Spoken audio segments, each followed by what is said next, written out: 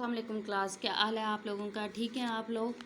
आज हम हिस्सा नसर का चौथा सबक जो है मेहनत पसंद खिदमत के बारे में पढ़ेंगे। मौलाना मोहम्मद हुसैन आज़ाद की ये तहरीर है। मौलाना मोहम्मद हुसैन आज़ाद 1830 में पैदा हुए, 1910 में इनकी वफ़ात है।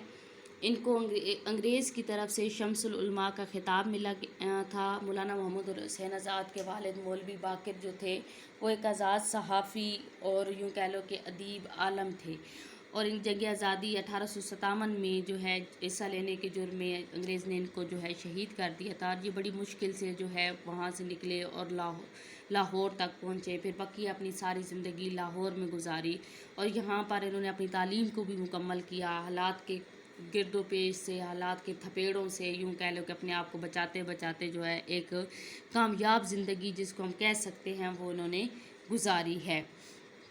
मौलाना मोहम्मद हुसैन आज़ाद की एक बात है बच्चे जो मैं आपको बताना चाहती हूँ कि मौलाना मोहम्मद हुसैन आज़ाद जो हैं वो आज़ाद तख़य्युल के ज़ोर पर, मतलब अपनी सोच को किसी जकड़न में, किसी कैदो बंद में ना रखते हुए तख़य्युल के ज़ोर पर माजी की तस्वीरें पेश करते हैं और इंतहाई खूबसूरत अंदाज में, इस अंदाज में पेश करते हैं कि पढ़ने वाला सुनने वाला माजी का एक हिस्सा बन जाता है।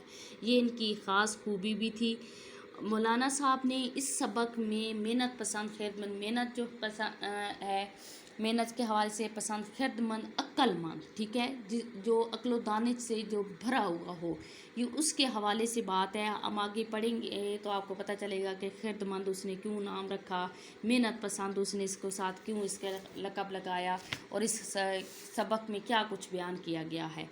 यहाँ पर मौलाना ने एक बाग की सूरत हाल बयान की है, ठीक है, एक ऐसे बाग की सूरत हाल बयान की है जिसमें सदा बहार का मौसम है, जिसमें ठंडी हवाएं चल रही हैं, जिसमें रंग बरंगे फल हैं, रंग बरंगे फूल हैं, ना किसी को किसी से कोई गर्ज है, ना किसी को किसी से कोई लेन देन है।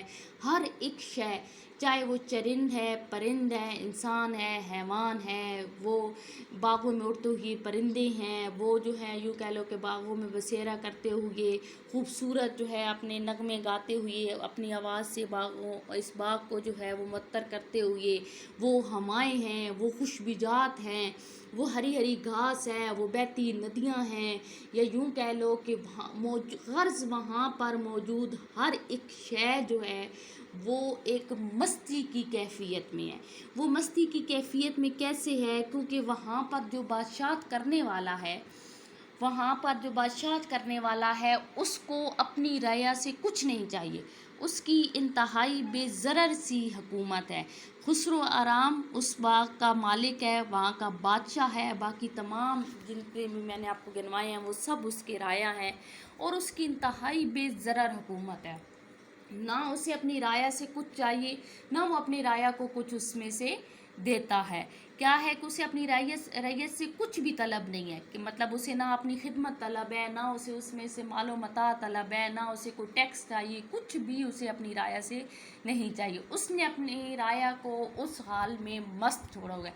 कोई ऐसी तदबीर नहीं की हुई, कोई ऐसा मशवरा नहीं किया हुआ, कोई ऐसा उसके पास मंसूबा बंदी नहीं है कि वो अगर उसके बाग पर कोई बुरी जो है आफत आती है या कोई मुसीबत आती है या कुदरती आफात का उसको घेरती है तो वो उनको कैसे बचाता है।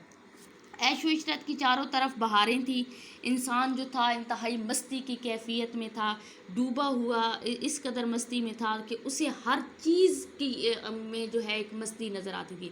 जिस तरीके से वो ख़ुद मैव था, जिस तरीके से ख़ुद वो मदहोश था, उसे इस तरीके से हर एक चीज़ जो है अपने साथ मदहोश होती दिखाई दे रही थी। रंगो रंग की नेमतें थी, जंगलों की पैदावारें थीं, आबो हवा कुदरती थी, ग़ज़ाएँ तैयार होती थीं, खाई जाती थी, दस्तरखान के दस्तरखान चुने जाते थे। ना कभी किसी ने कोई काम किया, ना कभी किसी ने कोई जो है वो मेहनत की तरफ गए, ना किसी को कुछ और के अलावा तलब था। उन्हें यही ज़िंदगी रास आती थी और उन्हें यही ज़िंदगी पसंद थी। इसके अलावा किसी और ज़िंदगी के बारे में उन्होंने कभी भी सोचा नहीं था, उन्हें कुछ भी और तलब नहीं था। और ये जो सब जो थे ये अमन की ज़िंदगी बसर कर रहे थे, ये चैन की ज़िंदगी बसर कर रहे थे। ऐशो आराम, कुदरतें थी, सामान इस कदर बहुतात से थे कि अगर ایک شخص زیادہ بھی استعمال کر لیتا تو دوسرے کے لیے اس میں کوئی کمی واقعہ نہیں ہوتی تھی. یہ اس قدر جو ہے وہاں پر عیش و عشرت کی بہاریں جو تھی وہ گنگنا رہی تھی. پھر کیا ہوتا ہے کہ یہ سدا عیش اور سدا بہاریں جو تھیں وہ نہیں رہتی. پہلے طبیعتوں میں بڑی فارغ اور بالی تھی، خوشی تھی، مالا مال تھی طبیعتیں، لیکن اچانک سے ایسا ہوتا ہے کہ موسم بدلنے لگتا ہے.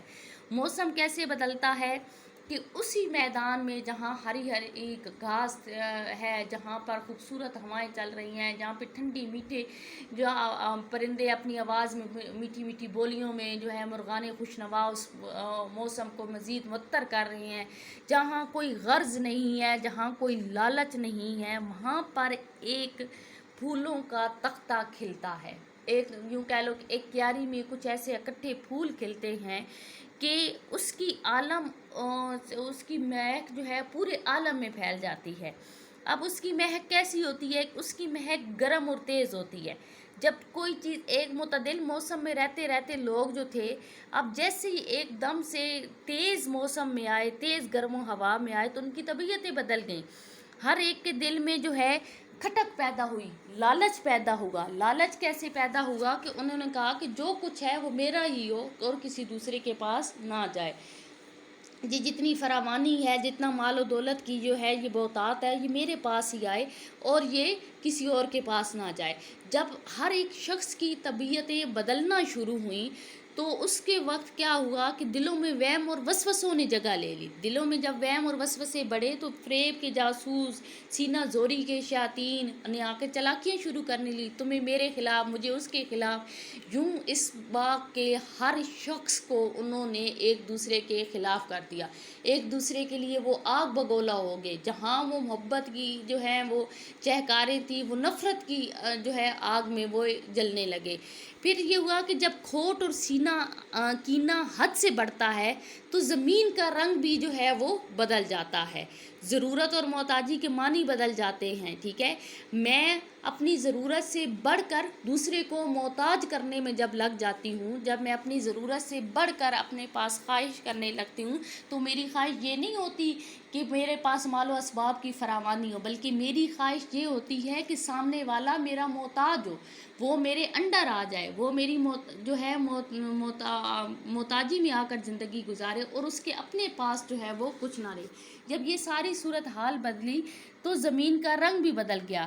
ہر طرف بربادی اور ایک ایسا طوفان اٹھا کہ جس نے پورے ملک فراق کو اپنے دامن میں لے لیا. وہ ملک فراق جہاں ہر طرف فراوانی تھی، وہاں پر کمی جو ہے وہ دکھائی دینے لگی. نحوست بڑی، ہر کوئی اپنے کیے پر شرمندہ بھی ہوگا، تکلیف بھی انہیں محسوس ہوئی. انہوں نے دیکھا کہ جو ہے سرسبز گھاس جو تھی اس نے جو ہے اپنا رنگ ہی بدل لیا. درختوں پر پھل جو ہیں اگتے تھے، رنگ خوشنما جو ہیں وہ پھول کھلتے تھے. سب نے اپنا اپنا جو ہے وہ ایک یوں کہہ لو کہ اس طریقے سے رنگ بدلا کہ نہ ان میں خوبصورتی رہی، نہ پھلوں میں مٹھاس رہی، نہ ایک دوسرے کے ساتھ محبت رہی. ہر کوئی اپنی ضرورت کو اس قدر جو ہے وہ زیادہ اہمیت دینے لگا کہ اسے دوسرے کی ضرورت نظر ہی نہ آنے لگی. اس نے اپنی ضرورت کو اس قدر اہمیت دی، خود غرضی اس مقام پر پہنچی کہ ہر کوئی صرف اور صرف جو کچھ ہے وہ میرا ہی ہو اور اس کے بعد کسی اور کے پاس ایسا کچھ نہ ہو. حسد جو ہے، کینہ جو ہے، غرض جو ہے وہ اس مقام پر پہنچا کہ احتیاج اور افلاس جو تھے وہ ان کی جڑوں میں بیٹھ گئے. غربت اور بھوک جو تھی وہ ان کو یوں کہہ لو کہ ان کو جڑوں میں بیٹھ گئے. انسان ویسے ہی طمع کا بنا ہوا ہے، طمع خام کے خمیر میں گندا ہوا ہے. اس نے کیا کیا کہ اس نے خسرو آرام کی عقیدت کو چھوڑ دیا، اس کی طرف رجوع کرنا انہوں نے چھوڑ دیا اور سب نے جو ہے احتیاج اور افلاس کی طرف چلے گئے. احتیاج ہوتا ہے بیٹا اپنے آپ کو غنی کرنا، اپنے آپ کو جو ہے وہ بلا ضرورت رکھنا، اپنے آپ کو اس قدر جو ہے بلند مقام پہ لے جانا کہ دوسرے آپ کی محتاجی میں آ جائے. اور افلاس بھوک جو ہے اس کو کہتے ہیں. ہر چیز ختم ہونے لگی.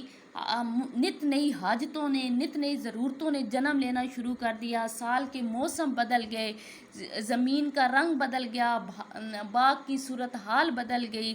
کبھی جو ہے قحط آ جاتا، کبھی ٹڈی دل آ جاتا، کبھی کچھ وبا آ جاتی، کبھی غول کی غول بیماریاں آ جاتی، غرض پورے ملک کا جو ہے اس باغ کا نقشہ بدل گیا.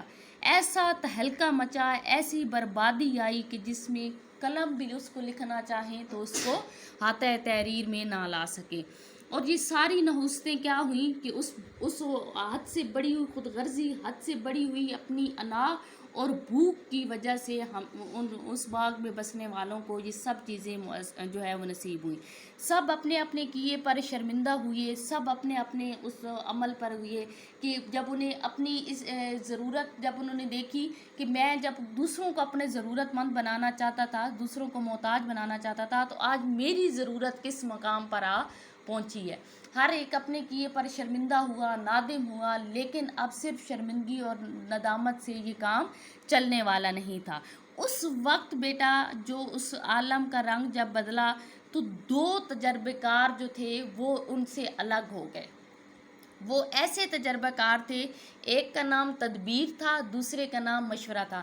میں نے آپ کو لیکچر کے آغاز میں بھی بتایا ہے کہ جو مولانا محمد حسین آزاد ہیں، یہ ان کی تحریر تخیل کے زور پر ہے، اور تخیل کا زور اس قدر مضبوط ہوتا ہے کہ وہ ماضی کی تصویر اس قدر خوبصورت پیش کرتے ہیں کہ پڑھنے والا، سننے والا اس میں کھو جاتا ہے.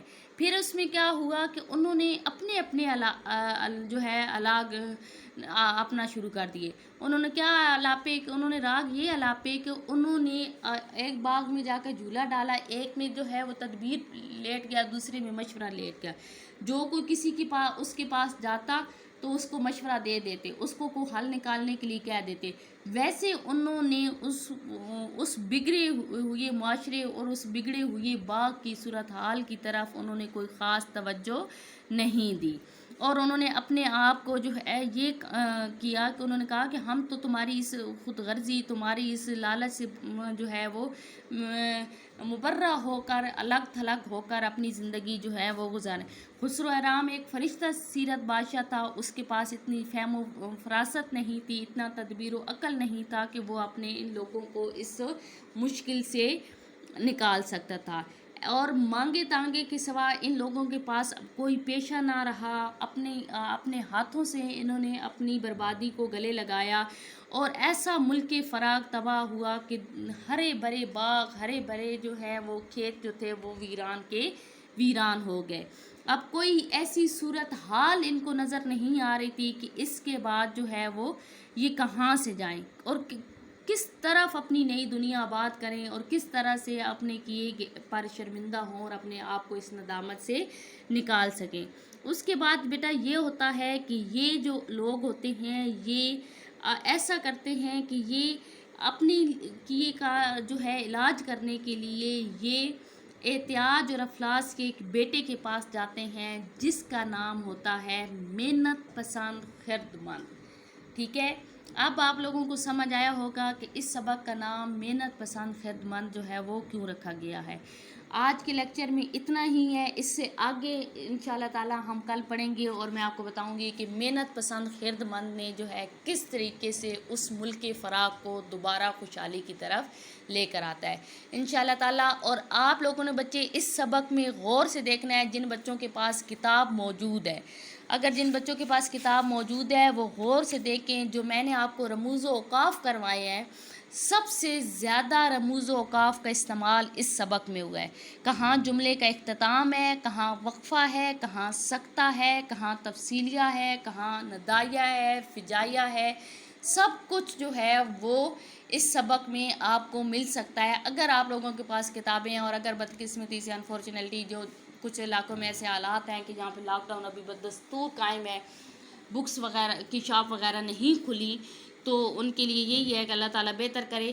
تو یہ اگر آپ لوگوں کو کتاب مل جاتی ہے تو آپ لوگ دیکھیں، اس میں سب سے زیادہ آپ کے رموز و اوقاف کا استعمال کیا گیا. جب آپ ایک پیراگراف پڑھو گے اس میں رموز و اوقاف کا استعمال ہوتا ہوا دیکھو گے تو پھر آپ کو پتہ چلے گا کہ اس کا استعمال کتنا ضروری ہے. اوکے کلاس، انشاءاللہ تعالیٰ پھر ملاقات ہوگی. اللہ حافظ.